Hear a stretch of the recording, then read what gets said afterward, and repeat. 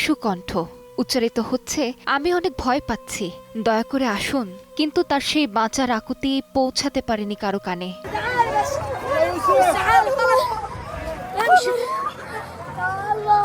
ঘটনাটি 2024-এর সময়কাল জানুয়ারি। পরিবারের সঙ্গে পালানোর পথে ইসরায়েলি হামলার শিকার হন ছোট্ট শিশু রজব। ধ্বংসস্তূপের নিচ থেকে একটি ফোনে বারবার সাহায্য চেয়েছিল সে। 3 ঘন্টা সেই আকুতি শেষ পর্যন্ত হারিয়ে যায় নীরবতায়।